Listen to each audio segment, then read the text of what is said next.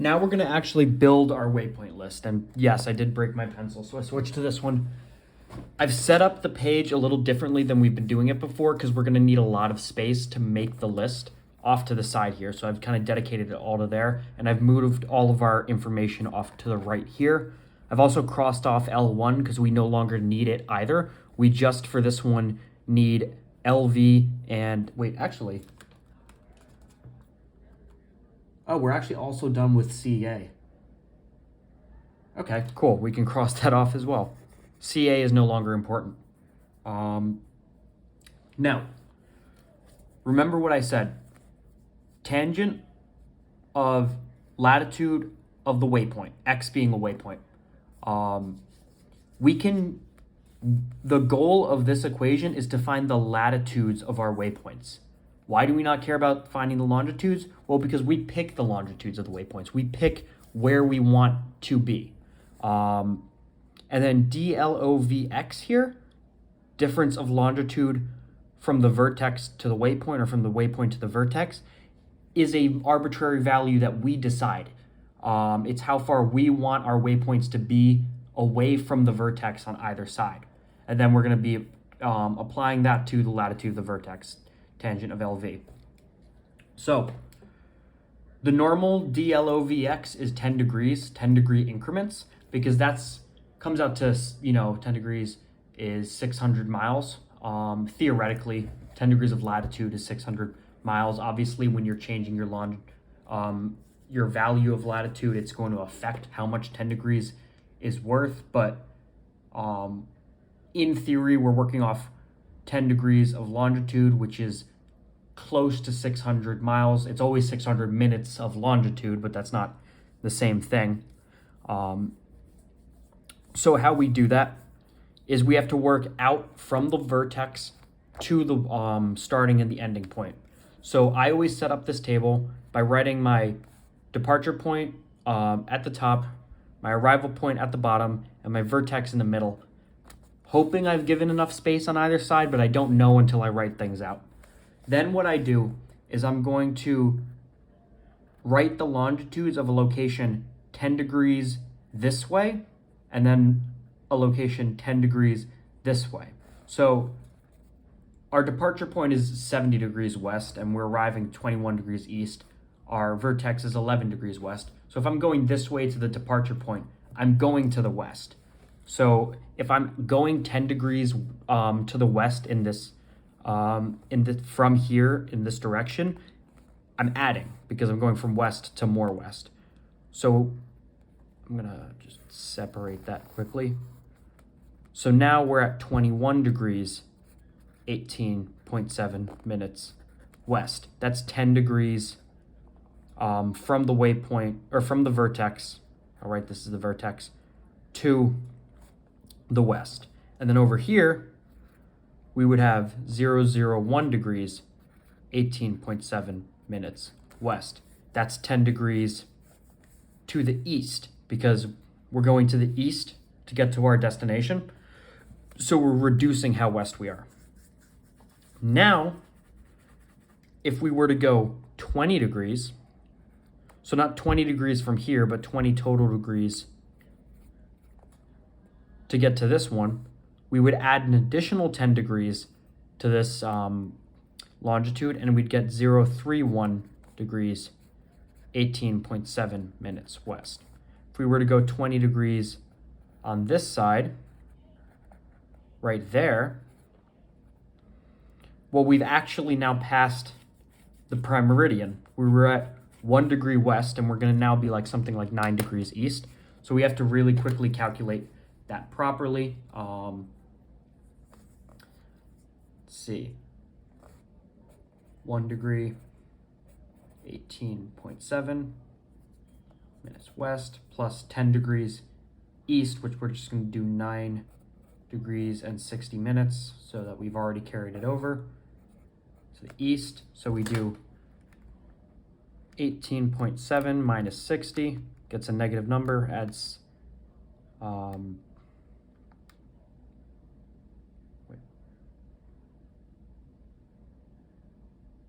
well, it's a negative number, but it's actually 41 degrees into the negative, which for us is now to the east.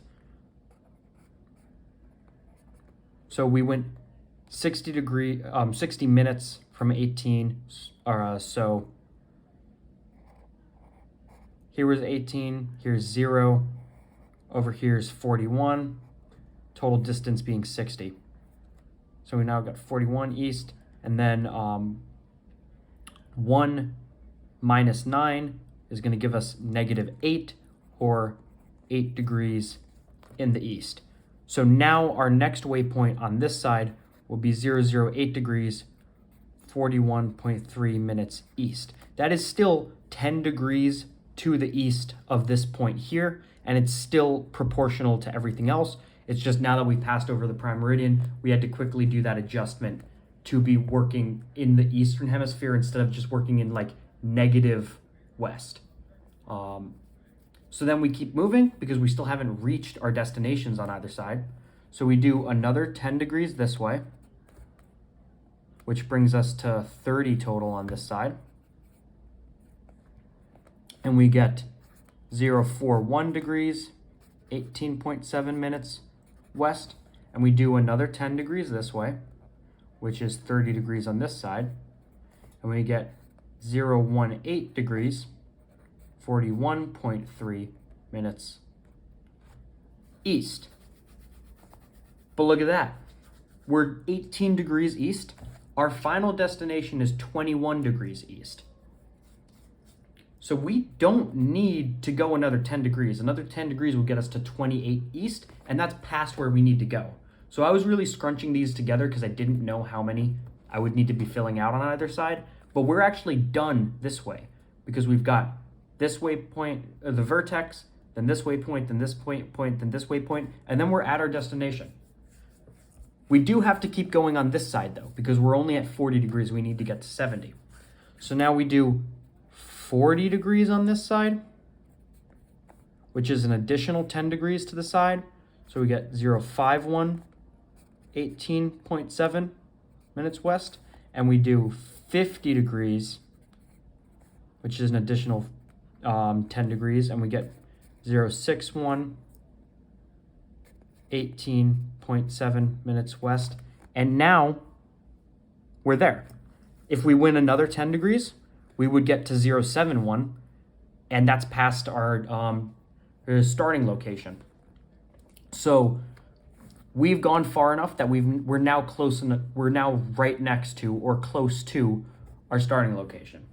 What this means is that when you build out your waypoint list, you will always go, or if you set it up this way, you will go a little bit shorter than the normal 10 degree increment from your starting location to your ending location, and then 10 degrees, 10 degrees, 10 degrees, 10 degrees, so on, so on, so on, and then a little bit shorter, or in this case, a lot a bit shorter than 10 degrees of longitude from your last waypoint to your arrival destination, because these are all based off of 10 degrees increments, but we're just trying to fit those slots of 10 degrees into our total space, and it will just fit somehow close enough.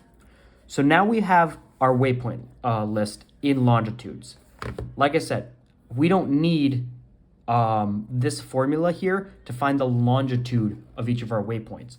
All we need to do is set up 10 degree increments to either side of the vertex, and that right there gives us our waypoint list in longitudes. Now we have to go and we have to actually plug in what our what these values are to get our latitudes at these points. So tangent of Lx is equal to Lx, being these latitude values, is equal to the cosine of, and I'm going to leave that blank, and times the tangent of Lv. Lv being 34.6, because we've already found that. dLovx is these values that I wrote off to the side here. It's 10 degrees, and it's 20 degrees, and it's 30 degrees, and it's 40, and it's 50. So we're going to continually change that. So I'm going to write 10, and then 20, and then 30, and then 40, and then 50. knowing that we're going to need to do it for each of these every single time, and we're just going to slot a new number into that place whenever we want to find the next latitudes. So we're going to do cosine of 10, because that's the first formula we're working off of, times the tangent of A, because A is 34.6. We get this number, we do tangent inverse, answer, and we get 34.197. So I'm just going to write that here. I'm just going to write LX1 is equal to 34.2. Remember, that is its latitude written in degrees. So next we're going to subtract 34 times 60, and we get it in degrees and minutes. So that is equal to 34 degrees, 11.8 minutes. That is the latitude value for any point that is 10 degrees away from the vertex on the Great Circle in either direction, meaning that is the latitude for this one and this one. So we're going to write to the side here, 34 degrees, 11 point, we're going to go up to 9 because it's 8, 9 minutes north. And then we're going to write 34 degrees, 11.9 minutes north. And let's just do a little line to separate them, and then we'll do it for the next ones as well. So you can see both points on either side of the vertex have the same latitude. Now we're going to do that for LX2, which is 20. So we're going to do cosine 20 times the tangent of A, then inverse tangent, answer, gives us 32.95. 32.9, well, 96, whatever, 96 degrees. That's its value in degrees, so we do minus 32 times 60, 57.59. 32 degrees, 57.59.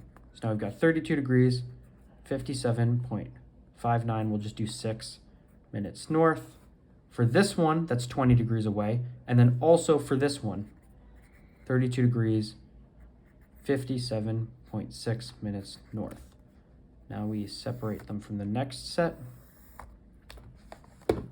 Now we're going to do LX3. This is what I mean about tedious. You keep doing the same thing over and over again.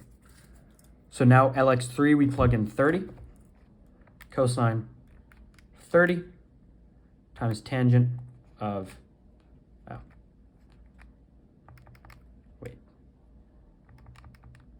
A, tangent inverse of answer. LX3 is 30.86, we'll just round that to 9. We do minus 30 times 60. By the way, part of why my teacher told me to get the Casio FX 300 ES Plus is because it could automatically just convert everything to degrees and minutes. Didn't have to do it manually like I always do. But I think there's a value in knowing how to very quickly automatically convert it like that. So we get 30 degrees, 51.7 minutes. So 30 degrees, 51.7 minutes north. And then on this side, we've got 30 degrees, 51.7 minutes north.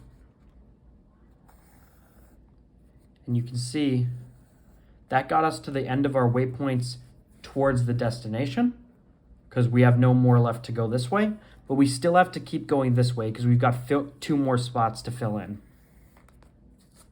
So now we're going to plug in for LX4, which is 40. So we're going to do cosine 40 times tangent of A, tangent inverse, answer, 27.86, so we'll write that here. Degrees, we do minus 27 times 60, 51.6. So now only up here, 27 degrees, 51.6 minutes north, because we don't need it over here. Now we've got the last one, which is LX5, which is 50. So we plug in 50, cosine of 50 times tangent of A, tangent inverse, answer, LX50, 23.9 degrees, minus 23, times 60, 55. 23 degrees, 55.1 minutes north. And that's our full waypoint list. We have every point along the Great Circle track that will result in 10-minute increments, 10-degree increments of longitude along the track from the vertex. And I hope you noticed as we were going along, obviously this always changed by 10 degrees. But if you saw here, going from the vertex, here's the vertex, going from the vertex to the ones on either side of it, we only changed by 25 minutes of latitude. We went from 3436.4 to 3411.9 on either side. We barely went down any amount at all. Then we went from 3411.9 to 3257. Suddenly we jumped a whole degree down to the south on either side. Then we went from 3257 to 3051. We jumped basically 2 degrees down to the south on either side. Then we were done over here. We did 3051 down to 2751. So now we've jumped 3 degrees. Then we jumped from 27 to 23, so 4 degrees on this side, and then we stopped. Remember, our track looks like this. If we're going from here to here, and here's our vertex, even though this distance is always the same, the drop is different. We're at the very apex of the curve here, so the difference in a vertical change is really small. But the further we spread away from it, the more quickly things drop down, until technically if you were to get to this part of the curve on either side, you'd be going more down than you're going east-west. You'd be shooting straight down a long ways, like around here, and then only moving a little bit to the east or to the west. That's what you always observe when you're following this Great Circle track from one point to the other. You start on steeper courses heading up like this, and then you slowly level out, get change a lot less in terms of your latitude until you reach your vertex, and then you change directions and you slowly start to speed up again, increasing how far north-south you move each time until you get to your destination. Another thing I want you to be always on the alert for is you should never go past your arrival point or your departure point. You can see we started to increase our distances, but we never went south of 19 degrees 20. If ever you plug in a value and you get something that's further south or further north, just away from your departure point or your arrival point, you've done something wrong. You should always end still somewhere, because we're going, because we're in the north here, headed north. Your departure point should still be the southernmost point on this side. Your arrival point should be the southernmost thing on this side. Even though we get really close here, we happen to just get within a degree on this side, it still never goes south of 30 degrees. And then if we were in the southern hemisphere, it would never go north of whatever that value was. So this is obviously pretty sloppy. If I was handing in this work, I would then rewrite it all off to the side a lot more neatly, and I would number them. So, our departure point, usually your first waypoint is 0. waypoint 0, waypoint 1, waypoint 2, 3, 4, 5, wait, 1, 2, 3, 4, 5, okay, 6, which is also the vertex, 7, 8, 9, and then waypoint 10, which is our destination. And you could then, structure them on an actual list to be prepared to then sail between them. In your project, when you're assigned to do this all the way through from the beginning to the end the first time, the next step would be to perform Mercator sailings between each of these waypoints to find the exact course and distance you have to sail from waypoint 0 to waypoint 1, the exact course and distance from 1 to 2, 2 to 3, 3 to 4, 4 to 5, 5 to 6, 7, 8, and so on. So you can actually map out where you have to go, what course you have to sail for how long to approximate this great circle. Usually then what you have to do is calculate ETAs between each one, given whatever speed your ship is sailing at.